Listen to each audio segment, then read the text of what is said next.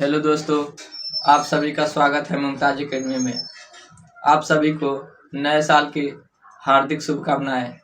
आज हम लोग नए साल में नए शुरुआत के साथ शुरू करने वाले हैं विज्ञान, जिसमें विज्ञान में हम लोग फिजिक्स का क्लास करने वाले हैं, जिसमें आज का टॉपिक है तरंग यानी कि वेव।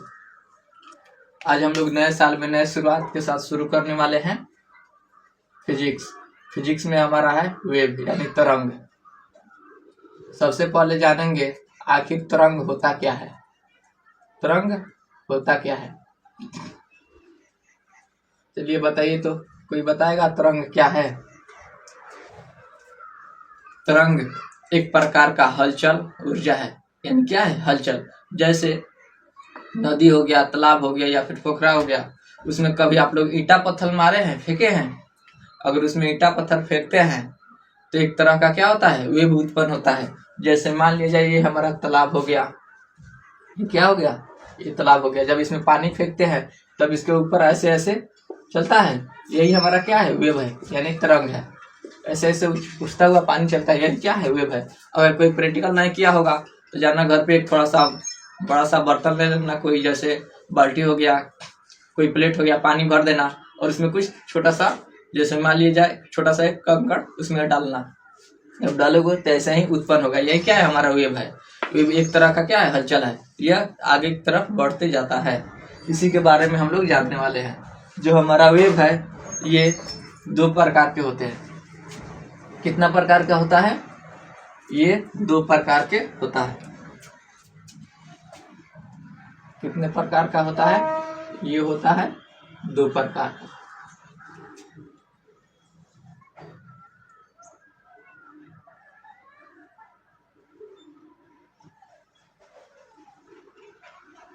ये होता है दो प्रकार का। पहला होता है, बताइए तो, किसको याद है? बताइए तो पहला क्या होता है? पहला होता है यांत्रिक तरंग। यांत्रिक तरंग।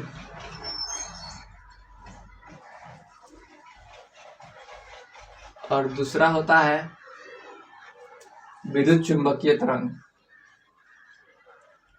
दूसरा होता है विद्युत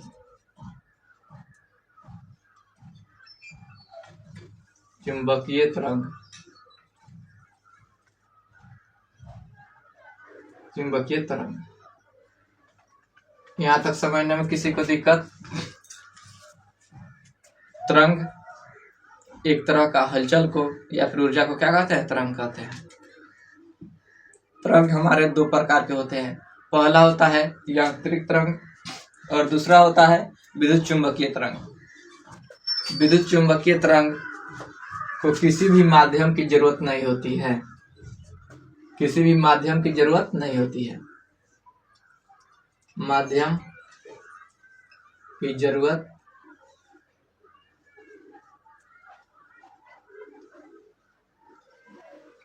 नहीं होती है।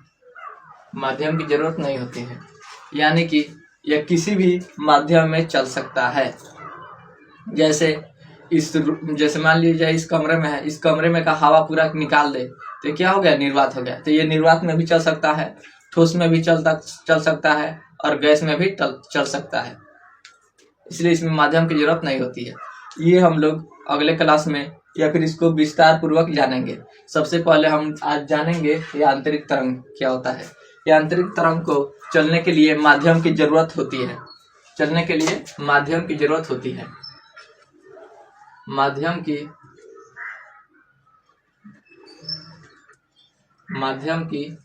जरूरत होती है।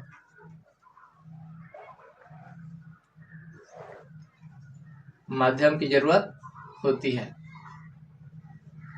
यांत्रिक तरंग को क्या चीज की जरूरत होता है? माध्यम की जरूरत होती है। बिना माध्यम की नहीं चल सकती। बिना माध्यम की नहीं चल सकती। जैसे बिना माध्यम के नहीं चल सकती। माध्यम क्या क्या हो सकता है? कितने माध्यम? ठोस, द्रव और गैस। ठोस, द्रव और गैस ये तीनों में चल सकती है। माध्यम ठोस में भी चल सकता है, द्रव में भी चल सकता है और गैस में भी चल सकता है। माध्यम यानी किसी के अंदर, यांत्रिक मतलब अंदर, किसी के अंदर चल सकता है। ये कितने रूपों में होता है? ये 2 रूपों में होता है। एक होता है अनुदैर्ध्य और एक होता है अनुप्रस्थ। इसको हम लोग अगले क्लास मतलब कहने का मतलब है इसको पहले जान लेंगे, उसके बाद हम लोग हो सकेगा तो इसी क्लास में, नहीं तो अगले क्लास में इसको जानेंगे। इसको अगली क्लास में या फिर इसको जान लेने के बाद इसके बारे में हम लोग पढ़ेंगे। ये हो गया हमारा। एक होता है अनुदैर्ध्य और एक होता है अनुप्रस्थ। ये कितने तरह का होता है? ये होता है 2 तरह का। एक होता है अनुप्रस्थ,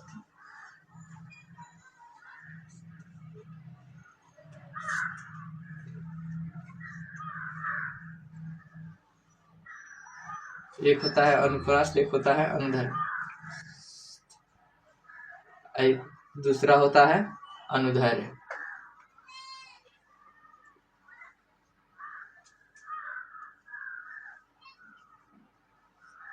एक होता है अनुदैर्ध्य।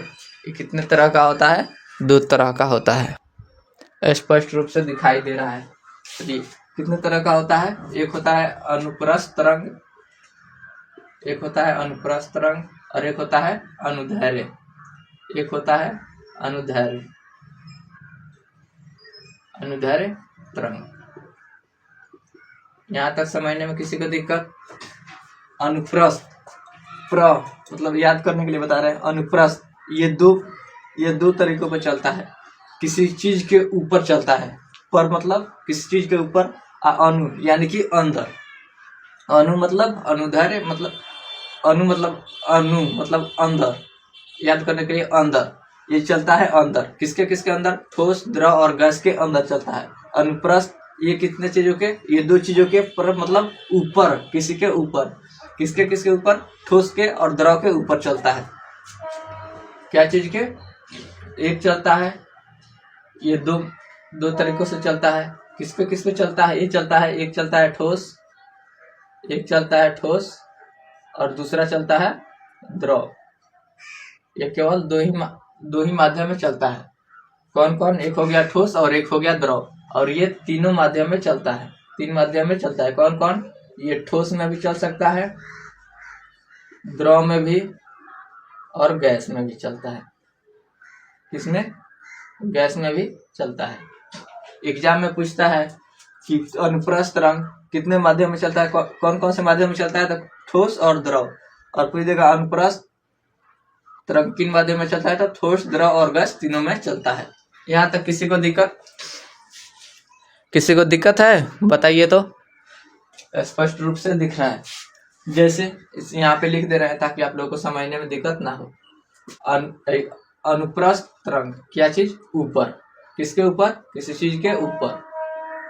किसके ऊपर? अनुदैर्ध्य मतलब किसी चीज के अंदर। किस चीज के अंदर? जैसे किसी चीज के ऊपर, ठोस के ऊपर, जैसे हम लोग बोल रहे हैं, या फिर जैसे किसी भी चीज को फेंक रहे हैं तो क्या जाता है? किसी के ऊपर जाता है। और वही होता है अंदर, किसी के अंदर। जैसे मान लिया जाए ये कान के पास हटा लिए और यहाँ पे मारे, तो किसके माध्यम से जा रहा है? अंदर के माध्यम से जा रहा है। जैसे मान लिया जाए एक बड़ा सा लोहा की पटरी है, ट्रेन की पटरी मान लिया जाए, एक ट्रेन की पटरी है वही, और यहाँ पे कोई खड़ा है। यहाँ पे क्या है? कोई खड़ा है कि खड़ी है? बताइए तो। कोई खड़ी है, और यहाँ से हथौड़ा से इस पे मारा जाए। हथौड़ा से क्या किया जाए? मारा जाए। तो इसमें 2 माध्यम में इसके पास ध्वनि पहुंचेगा। ध्वनि की बात मान लीजिए बात हो रही है कि किसके माध्यम में चल रही है, तो 2 माध्यम से पहुंचेगा। एक इसके अंदर जाएगा, ये तेज जाएगा तो एक बार इसको सुनाई देगा, और फिर एक हवा के माध्यम से जाएगा तो इसको सुनाई देगा।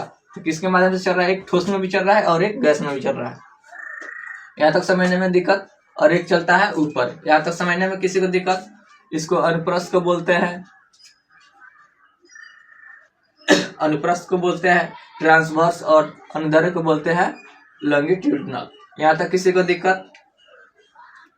अब यहाँ पे देखते हैं जो ध्वनि है हमारा, ध्वनि से ना वेव उत्पन्न होता है, उसमें से एक मुख्य रूप है क्या है, वेव यानी कि तरंग, मतलब ध्वनि के बारे में हम लोग जान रहे हैं। किसके बारे में? ध्वनि के बारे में हम लोग जान रहे हैं। जैसे ध्वनि की चाल, यहाँ पे लिख दे रहे हैं ध्वनि की चाल।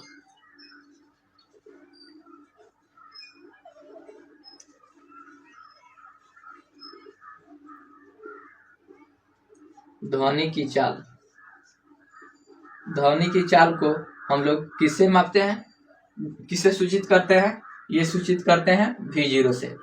किससे सूचित करते हैं? V0 से। और ध्वनि की चाल हमारा होता कितना है बताइए तो? ये होता है 332 मीटर पर सेकेंड। कितना होता है? 332, यानी फिर 330 भी शॉर्टकट इसको लिख सकते हैं एवरेज करके, 330 मीटर पर सेकेंड। यानी कि एक सेकेंड में कितना जाता है ध्वनि? किसकी बात हो रही है? 330 मीटर पर सेकेंड। मतलब क्या होता है? आगे बढ़ता है ध्वनि। किसके नियम के अनुसार चलता है? तो ये चलता है लाप्लास के नियम के अनुसार। किसके? लाप्लास के नियम के अनुसार चलता है।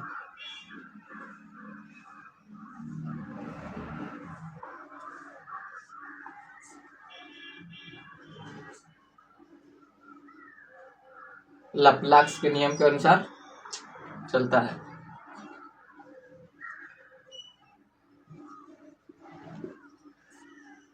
लाप्लास के नियम के अनुसार चलता है। यहाँ तक समझने में किसी को दिक्कत? किसी को दिक्कत है समझने में? बताइए तो। यहाँ तक किसी को दिक्कत? ध्वनि की चाल को किससे सूचित किया जाता है? ये सूचित किया जाता है V0 से। ध्वनि की चाल कितना होता है? ये होता है 330 मीटर पर सेकेंड। कभी कभी क्वेश्चन में इसका रियल होता है 332 मीटर पर सेकेंड, लेकिन इसको एवरेज में लिखने के लिए, मतलब आसपास में लिखने के लिए 330 का प्रयोग किया जाता है, ताकि आप लोगों को गणना करने में दिक्कत ना हो। लेकिन एग्जाम में ये दोनों ऑप्शन नहीं देगा, केवल एक ही ऑप्शन देगा, आप लोग टिक कर सकते हैं। तो किसके नियम के अनुसार? तो लाप्लास के नियम के अनुसार।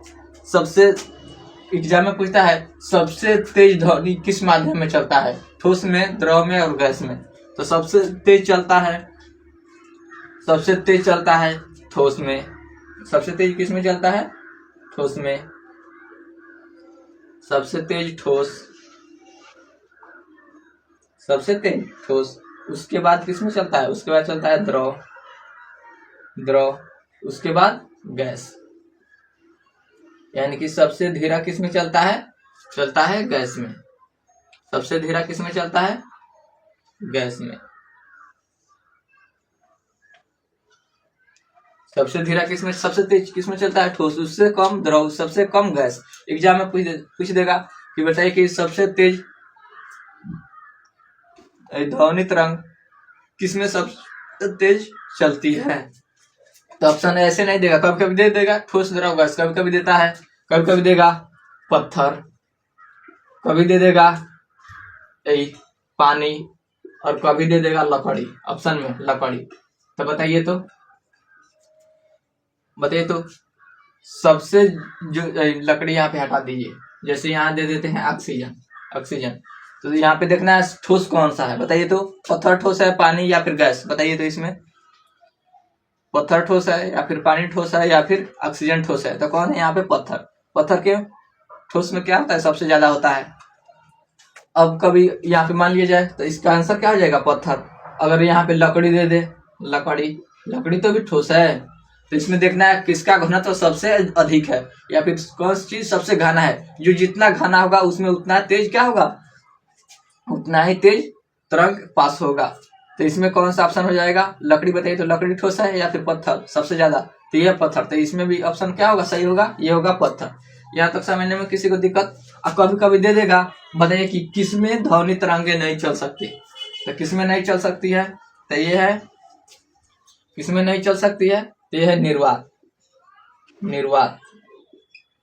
में क्या है? ध्वनि तरंगे नहीं चल सकती। निर्वात में नहीं चल सकती। निर्वात मतलब समझते हैं? बताइए तो आप लोग समझते हैं? जैसे ये कमरा है, कमरा में क्या है? बहुत सारे गैस है, वायुमंडल में जितना गैस है इसमें सेम वही गैस क्या है यहाँ पे इस कमरे में मौजूद है। जैसे ऑक्सीजन हो गया, नाइट्रोजन हो गया, आर्गन हो गया, जितने भी गैस है। और इसमें से यानी कि इस रूम से सभी गैस को बाहर निकाल दिया जाए तो यही क्या हो गया हमारा? यही हो गया हमारा वैक्यूम यानी कि निर्वात। पूरा चीज निकाल दिया जाए, यही क्या हो गया? गैस। लेकिन ये निकालना जल्दी संभव नहीं है। क्यों? अगर निकाल देंगे तो बाहर से इतने हवाओं का प्रेशर है, क्या हो जाएगा? चिपट जाएगा। जैसे आप लोग देखे होंगे तो जब इसमें से हवा निकालेंगे तो आपस में चिपक जाएगा सभी दीवार आकर, और वो जल्दी छूट नहीं पाएगा। जैसे हाथ का हथेली है, ये क्या है? थोड़ा सा खाल है, और इसमें भी थोड़ा सा खाल है। अगर इसको हम लोग चिपका देते हैं, कस के इसको दाब देते हैं, फिर बीच में क्या हो गया? इसमें का हवा सब निकल गया। अब इसको खींचिए तो थोड़ा देखिएगा, थोड़ा आवाज करेगा, देखिएगा। सुनाई दे रहा है? सुनाई दे रहा है? वही क्या है?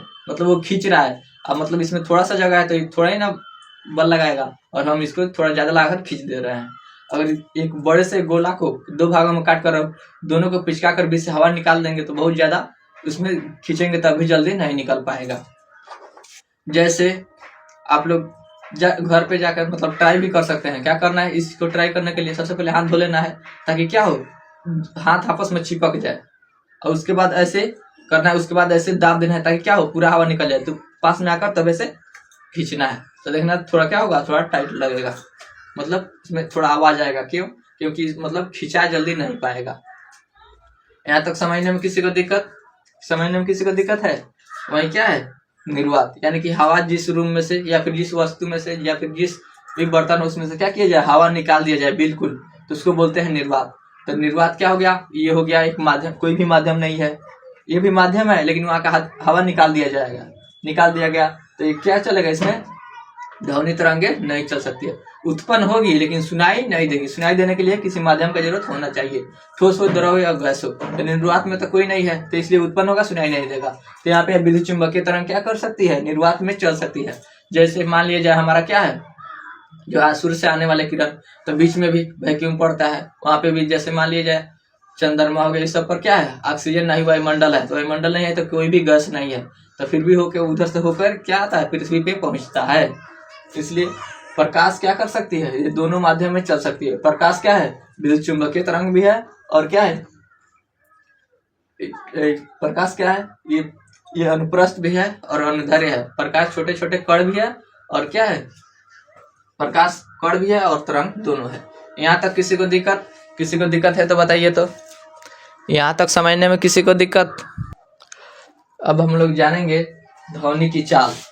ध्वनि की चाल कितना होता है बताइए तो। अभी बताया ध्वनि की चाल कितना होता है? 330 मीटर पर सेकेंड। अगर देखिए, अगर ध्वनि की चाल या फिर किसी वस्तु की चाल ध्वनि की चाल से कम है तो उसको बोलते हैं सबसोनिक। क्या बोलते हैं? सबसोनिक। अगर किसी वस्तु की चाल v0 से अधिक है तो उसको बोलते हैं सुपरसोनिक। और किसी वस्तु की चाल v0 से 5 गुना अधिक है तो उसको बोलते हैं हाइपरसोनिक। एग्जाम में पूछता भी है तो इसलिए लिख लीजिए। जैसे मान लीजिए किसी वस्तु का चाल हो गया, लिख देना है यहाँ पे लिख दे रहे हैं वस्तु का चाल। अभी पढ़ा रहा है बताइए तो। वस्तु की चाल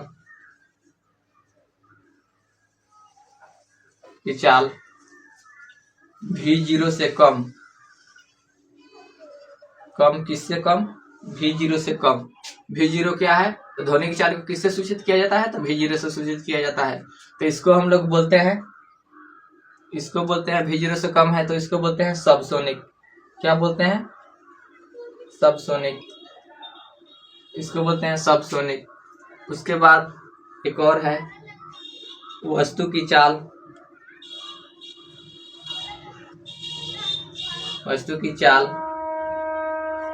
अगर v0 से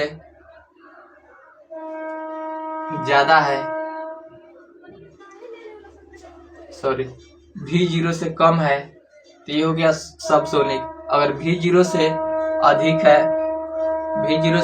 अधिक है तो ये हो गया हाइपरसोनिक, सॉरी ये होगा सुपरसोनिक। सुपरसोनिक अगर किसी वस्तु की चाल v0 के 5 गुना से अधिक है, वस्तु का चाल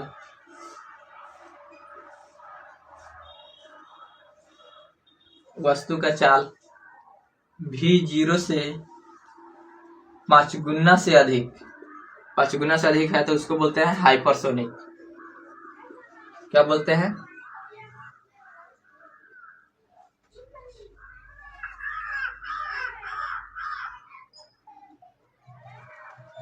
हाइपरसोनिक। हाइपरसोनिक इसको बोलते हैं हाइपरसोनिक। यहाँ तक समझने में किसी को दिक्कत?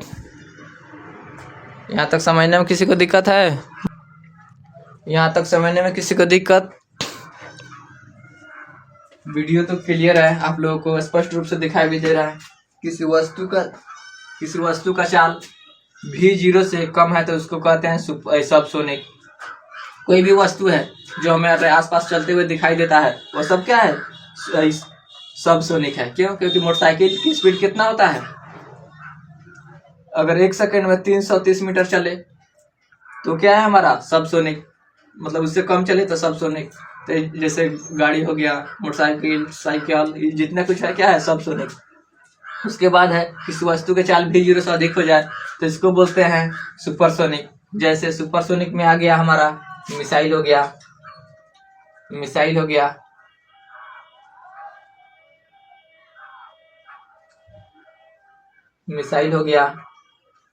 उसके बाद फाइटर जेट हो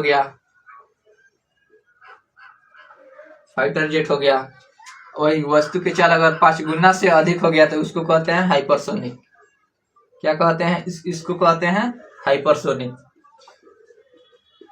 हाइपरसोनिक। तो इसमें आ गया हमारा जैसे मिसाइल वगैरह हो गया, जैसे अग्नि 5 हो गया, अग्नि 5 हो गया, और सब लड़ाकू विमान जितने हो गए, तेजस हो गया। ये क्या है हमारा? ये है हाइपरसोनिक। यहाँ तक समझने में किसी को दिक्कत है तो बताइए। आप लोग स्क्रीनशॉट लेना चाहते हैं तो आप लोग स्क्रीनशॉट ले सकते हैं, जल्दी कीजिए। तो यहाँ तक समझने में किसी को दिक्कत? बताइए तो। समझने में किसी को दिक्कत है? कभी कभी पूछता है कि मेक संख्या किसको दर्शाया जाता है? क्या चीज? मेक संख्या किसको दर्शाया जाता है? तो मेक संख्या ध्वनि के गुना को दर्शाया जाता है, यानी कि कितने ध्वनि से कितना गुना आगे है उसको कहते हैं मेक संख्या। जैसे मेक संख्या बराबर लिख दे रहे हैं, यहाँ पे यहीं पे लिख दे रहे हैं, मेक संख्या बराबर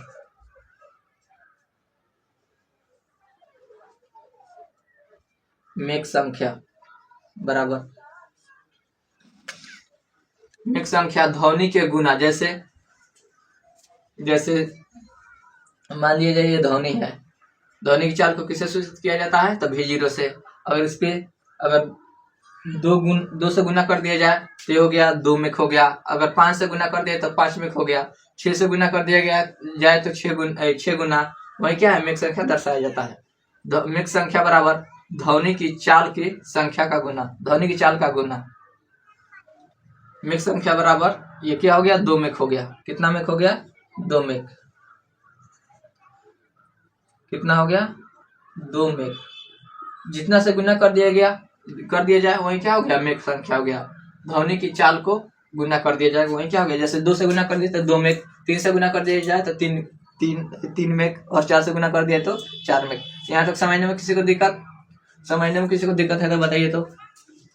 आज का वीडियो थोड़ा लंबा हो रहा है, इसलिए आज के क्लास में इतना ही, और फिर अगले क्लास में हम लोग जानेंगे ध्वनि के चाल को प्रभावित करने वाला कारक हो गया, ध्वनि की विशेषता हो गया, इसके बारे में हम लोग जानेंगे। अगर आप लोग को स्क्रीनशॉट लेना है तो आप लोग स्क्रीनशॉट जल्दी ले सकते हैं, फिर हम लोग अगले क्लास में जानेंगे। आज के क्लास में इतना ही, फिर मिलते हैं अगले क्लास में। जय हिंद।